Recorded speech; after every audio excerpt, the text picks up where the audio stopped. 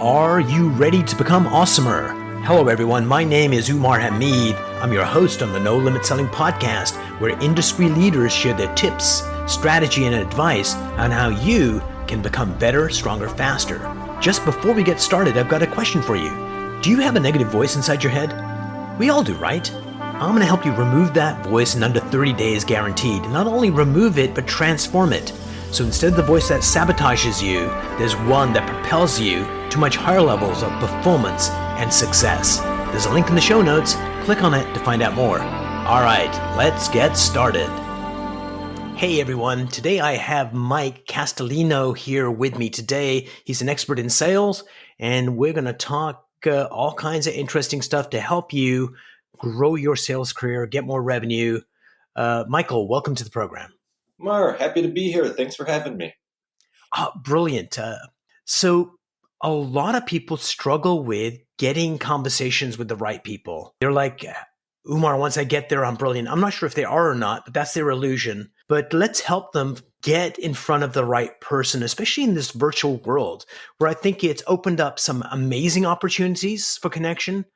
And it's shut some other doors, but it's messed with the psyche of a lot of salespeople. So let's help them do better. Absolutely. Again, a lot of people come to me and they say, I hate sales. I'm bad at it.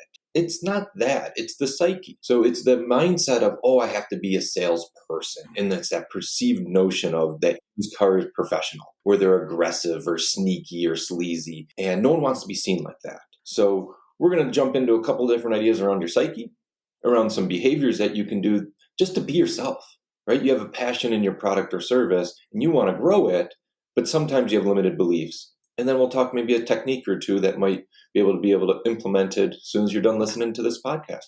Or during. Many moons ago, I love it. Many moons ago, I used to run the family business was a video store where you would rent video cassettes and you had to pay a $100 membership to join. And the guy that sold me Hitachi equipment, he was their sales manager. And he would come in. And what was interesting was he was also a part-time appliance salesperson at a local store. And he turned out to be the number one sales guy for Hitachi and the number one sales guy, even though he worked part-time for the appliance store. And the reason I mention it, he was the nicest human being you ever met. Before that, I thought I was, like maybe 18 or 19. Salespeople are pushy, they're sleazy. And this guy was amazing and generous and connected. And all of a sudden I went, you could be the number one sales guy and be kind of a introvert and laid back and just share information and get stuff done. Oh, absolutely. And I think it all starts with your mindset. Do you believe that you're bothering someone, or do you believe that you're helping someone? Those are two different things I'm dealing with a lot in this virtual world, where some people have gone through a lot of trials and tribulations over these last 12 months. They don't want to bother anyone. So let me ask you this question. So I always ask. So let me ask a question. So you probably have a lot of people coming in, and when you talk to them, when you provide the solution, are you really helping? And they're like, oh, absolutely. Absolutely, I'm helping. And they're so thankful, but yet they still get this notion, even though they know they're going to help, they still have this mindset that I'm bothering. So the I'm bothering is based in bullshit, but yet it's real to them. So walk me through that. So it's a limited belief, Umar. It's the idea of they've received calls. They've had pushy sales professionals in front of them, and they don't want to mirror that image.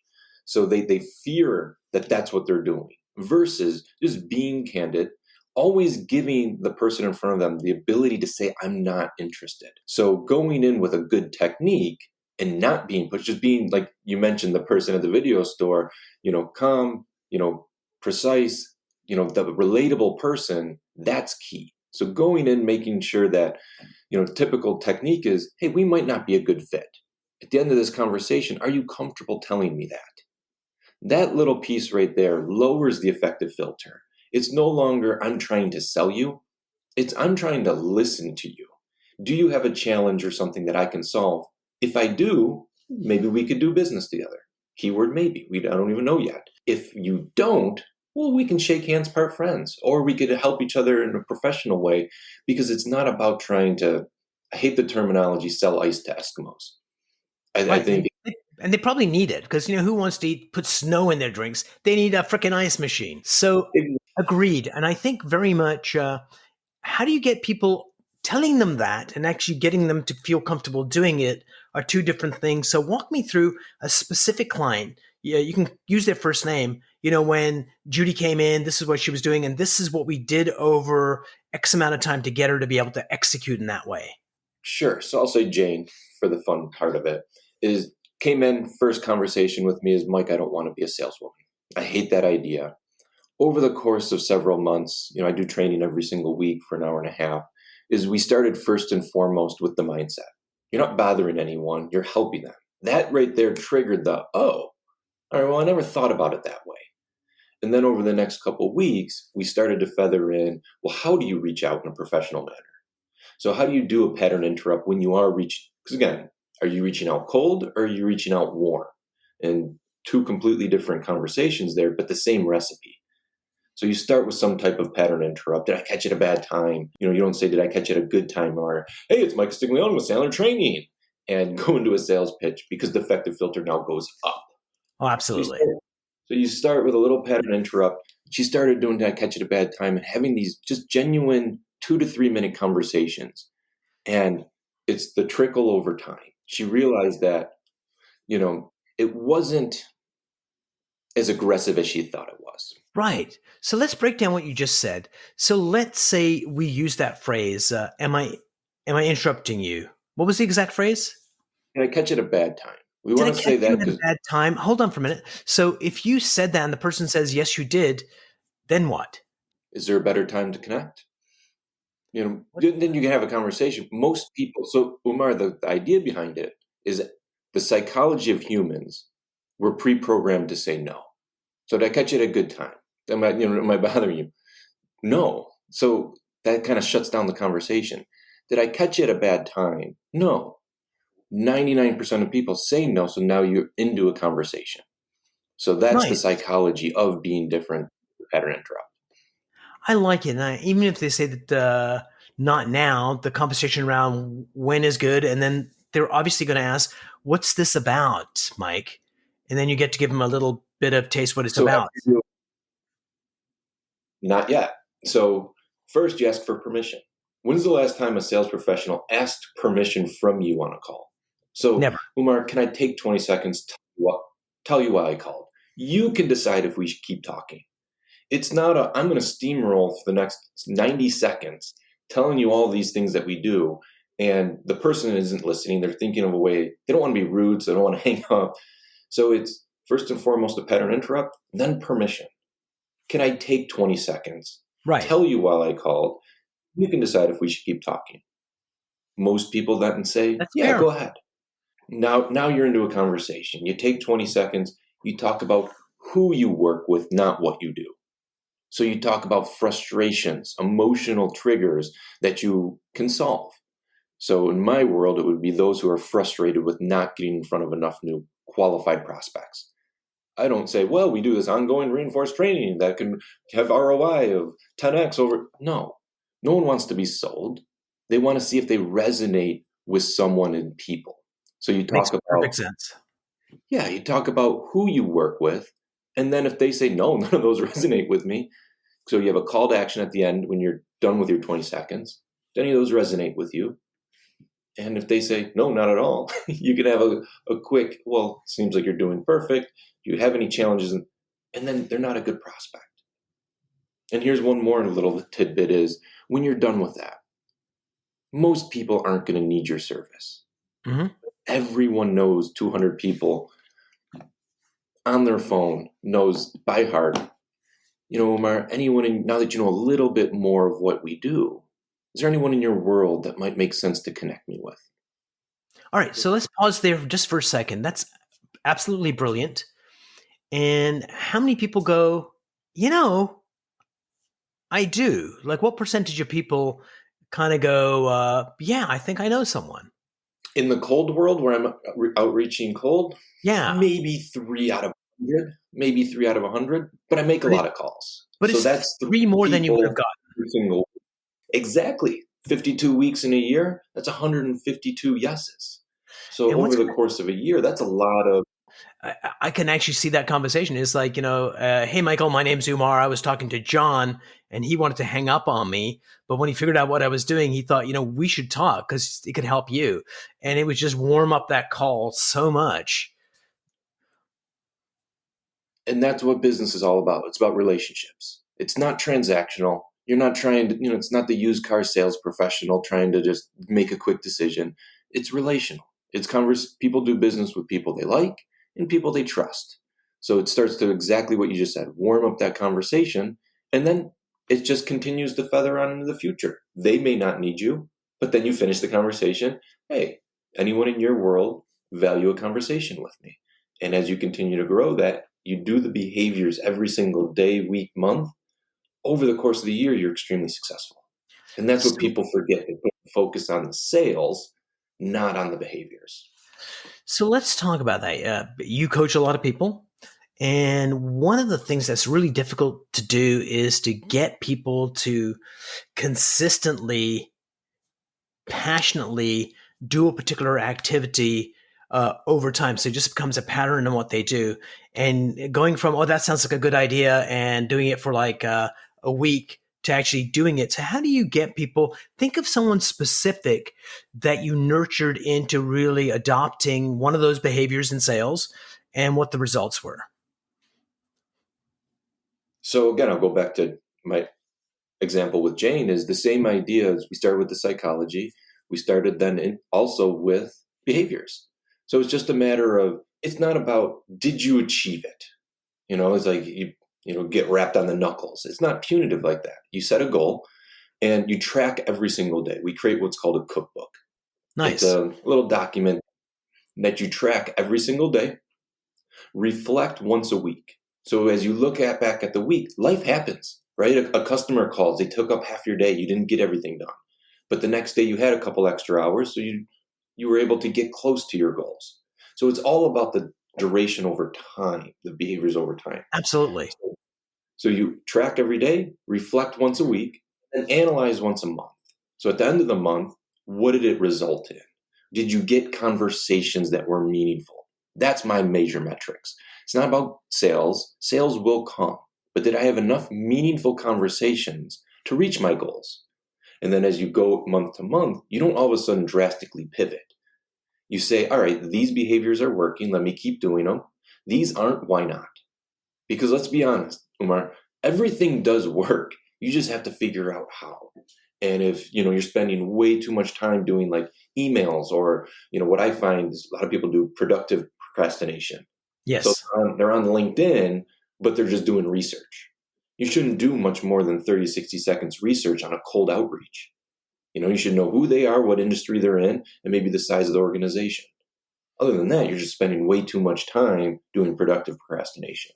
And the other two things I'd add to it is LinkedIn always lets you know if you're connected to anybody that they are.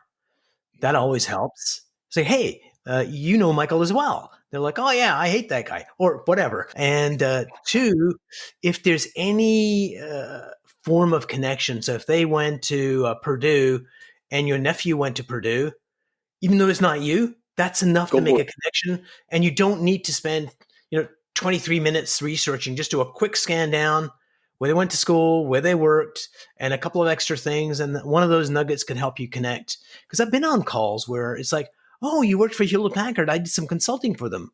Then all of a sudden, the whole tone of the conversation changed to warmth. It's like, really, where did you work? And then before you know it, we're best buddies and we're moving forward.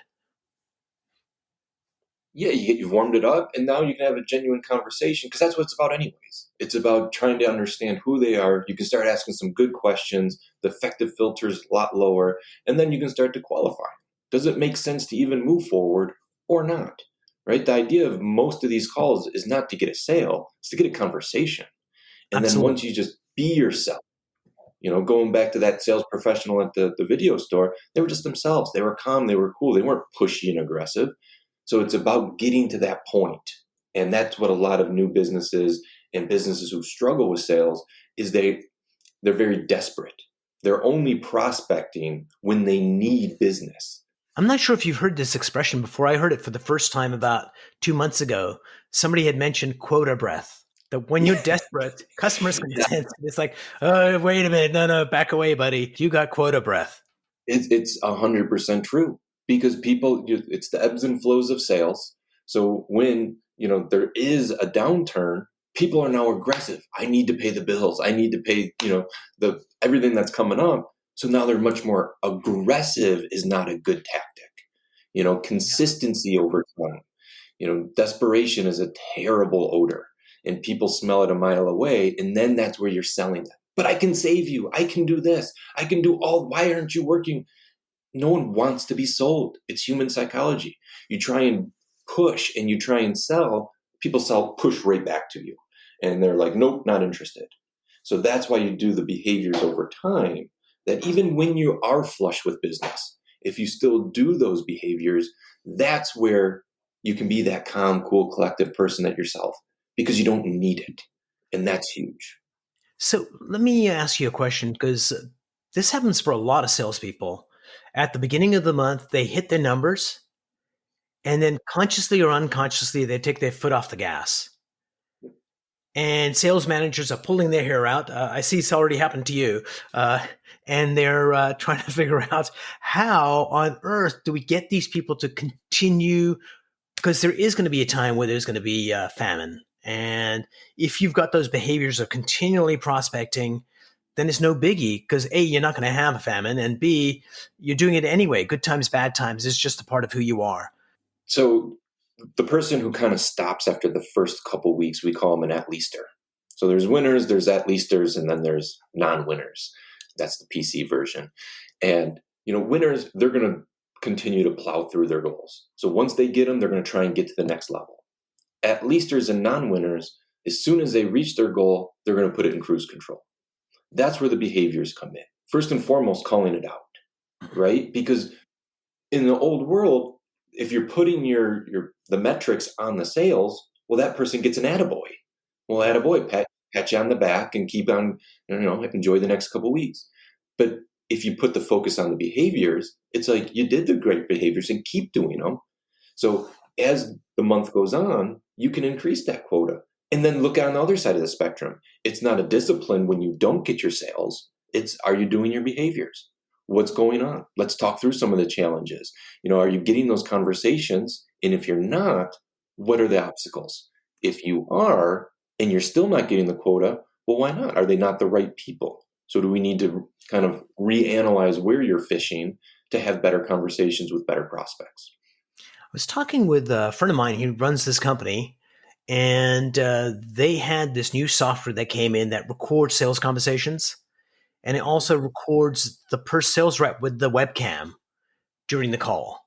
And they had a revolt in their organization, like, how dare you, big brother, what are you doing? Because they screwed up on the description of what they were trying to achieve. Then they finally said, okay, we screwed this up. This is what we want you to do. Is we're going to record all these calls, and you, Mr. Salesperson, at the end of the week, I want you to come to your manager and come with 2 calls in mind. One is going to be one where things went really, really well, and we'll listen to that call and we'll give you some feedback and maybe capture some best practices that other people are not doing. And the call that went sideways, instead of you coming a week later, I was on the call, it went sideways. What happened? I think this happened. You and your manager listen to that call, and then you tweak what needs tweaking to do better. And everyone's paychecks went up because on the calls that went sideways, their manager could figure out what went wrong and help them. And the nice thing was the salesperson got to pick their 2 calls, a winner call and a struggling call. And it became something that bonded the team together. So don't see your sales manager as the enemy, and see them as, your best coach. And for sales managers, don't be a dick. It's not your job to like rub people's nose in it. It's like, how do I get the best performance out of Jane is what we're looking for. Well, Mark, some managers, they're just following a script. They're following a procedure and a rule that they didn't know how to lead. So the Yes. idea of being Big Brother, it happens, especially for those sales professionals who have scripts to read. And it's Yes. the worst thing you can do because we're not robots. We're humans. We want to talk to people. So when you analyze a call based on did they stick to the script, there's so many things that can go wrong there versus, what are some of the word choices that you're using? Are you listening? Are you asking good questions? Are you moving them through your conversation and not talking at them? So those are the things where people learn. And I'll even add for those sales managers who are out there listening is, do you role play? It's one thing to talk about what they did, but just like athletes, do we practice before game time? Or are you using sales calls as practice? So you should be role playing with your team. So if you do a Monday morning huddle or a Friday afternoon debrief, to put in 2 to 3 minimum role plays of the situations you're hearing in the field. Let's talk them out. Now let's actually, Jane and Joe, let's get you, obviously through Zoom right now, we'll put you on the spotlight and we'll let you two practice. Put you into breakout rooms if you have a large team of, 5. Yeah, absolutely. Let them practice, because when you get in front of your prospects and or clients, that's not when you should be trying new stuff. You should be trying it in the practice, which is your sales huddles and your team meetings. Absolutely. And when you get the practice done right and you're really, really rock solid comfortable, things can go sideways that were not expected, and you don't lose your cool because you're grounded in what the material is. And it's like, oh, well, yeah, sure, let's go there. And well, Lamar, it's not a matter of if, but when things go sideways. Right? Absolutely. We can never get a script to a prospect and say, hey, just read off this and then eventually give me your credit card. Like, that's silly. Like, we have no idea what they're going to say. And some of the biggest ones I've ever received is, oh, that person has passed away who you're talking about. Or this person, and it's like, whoa, what do you say to that? Oh, look, let me go on with myself. No, you implore empathy. You listen. You have a conversation. Yeah. You see if it's even right to have this conversation right now because of what just happened. But if you plow through and you don't listen, and, you're just a robot. No. So I want to tell you about this girl that I hate. So I play squash, and I'm pretty mediocre at it, but it's joyous and it's fun. I have a great workout. And this young girl, it's got to be like 14. And I see her in the squash court, and she's just hitting from one side of the wall to the other, just practicing and practicing and practicing. And she's going to be world class someday. And that does not come from doing the sport like me, just having fun and goofing off now and then.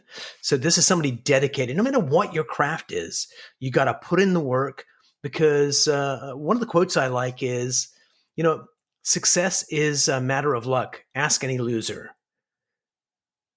And the other side of that coin is, when you work hard, you create luck. You create your own luck through that hard work, that dedication. So role play essential. And great teams that do great work. I've got a real estate client that they do role playing every single morning. They all know how to do what they do, but they still role play every single freaking morning. And that's why they're spectacular at what they do. You got to stay sharp. If you don't use it, you lose it. And as soon as you think that you can start coasting is when you're not at the top of your game. So if you're doing well, and for the managers out there who have those eight players and who are doing, just think they could be better. Everyone can be better. And if they're coasting and they're cruising and they're kind of just, they've got their territory, they know what their sales are going to be, they could be increasing 10, 20, 30% on the regular if they're held accountable in the right way. And it's not Big Brother. It's not pointing the finger and wagging saying, you have to do this. It's, let's collaborate. Let's talk about realistic metrics. Are you doing the behaviors? Are you doing them and what happens is, and those who are listening are probably like, yep, that's me, is in the beginning, you're hungry. You don't have a book of business. So you're pounding the pavement. You're dialing for dollars. But then you get those relationships. So you shift to the second tier, which is more relationship management and conversation, and you stop doing that. Some of the best sales professionals I know, even though they've been doing it 25, 35 years, they still make 5 cold dials a day. It's not a lot, but they still keep that craft present. Yeah, absolutely. And it helps them to grow over time. So there's a friend of mine, his name is VJ, and VJ is a financial planner. And if you're really, really good, you get to go to the $1 Million Roundtable. And if you're spectacular, you get at the top 1% worldwide. And so when he started, he still prospects every single day, but his wife was telling me a story that he had made himself a promise to actually do presentations every single day. And there was a snowstorm and nothing was moving. He couldn't drive his car, so he actually walked to a freaking firehouse because they couldn't leave either. and he went in and he did a presentation to a bunch of firefighters. That's the level of dedication you need. And Michael, it was a joyous conversation with you today. And thank you so much for sharing your wisdom with us. Umar, it's been a pleasure. Happy to be here. Brilliant.